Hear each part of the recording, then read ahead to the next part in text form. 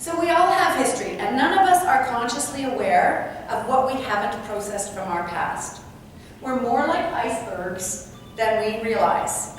An iceberg shows 15% of its mass above the waterline. 85% is below the waterline. This is also true of our conscious and our unconscious mind. And I'm not just talking about trauma here. I'm talking about perception of reality and how our history influences that perception and creates associational neural pathways. For example, if I grew up as an only child, sharing and thinking of others might not come as naturally to me as if I grew up in a family where there was lots of kids and I had to think often about my siblings and helping out my parents with the things that need to be done. I form associational neural pathways, and then I might go into the job and be thinking about other people more than somebody who grew up as an only child. So our history has a big impact on how we think about and respond to situations. So I want you to keep this perception of reality in mind as we think about first responder occupations. If we were to take a poll of the people in this room, experience and statistics tells us that a certain percentage of us would have grown up with grief of an immediate family member, physical or sexual assault, addiction, suicide, mental illness, accidents, or some other trauma which is bound to be triggered sooner or later by a critical incident. If I'm a first responder and I encounter a suicide victim or a death as a result of drunk driving, it is the potential to trigger the unresolved feelings that are lying dormant in my psyche. And I'll suddenly go, this reminds me of this. And then it kind of seeps up to the surface. So when someone's been triggered, that person will experience the old incidents as if it's happening to them now, in the present, with a lot more emotion and intensity than if it was someone else's experience. There's often negative beliefs that cause shame and a diminished sense of self as a result.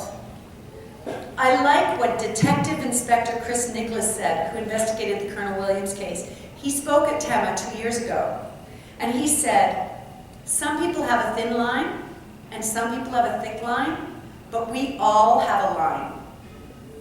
So what he's talking about is this underside of the iceberg that's breaking through into the present and needs to be healed. If we were children when the negative beliefs formed and have not processed them yet, we will respond out of negativity and often out of shame. So there's a myth in our culture that there's an elephant in the room where there's a lot, in a family where there's a lot of dysfunction, if there's sexual abuse or addictions or that sort of thing. But my belief is, and my experience as a family therapist is, that there is always an elephant in the room. Each person in the system will have some common elements that they experience similarly and some that they experience differently. And this is true for first responders as well. So what might be a benign accident for one person because somebody died might be really toxic for somebody else because it might look like a family member or be the same age as a family member of theirs. So I worked with a nurse one time, and she had reoccurring flashbacks about a patient that she'd been working with. And she said, actually, she performed the incident very well. She said there were some ribs that broke, but that's not uncommon, and she'd been used to that, so that didn't traumatize her.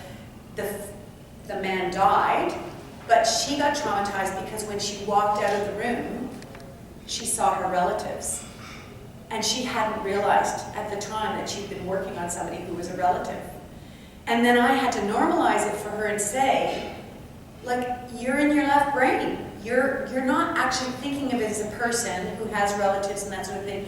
You're thinking about the number of heartbeats and what you have to do in terms of CPR and all those kinds of things. And so she had internalized it as really a shameful thing that she hadn't recognized her uncle.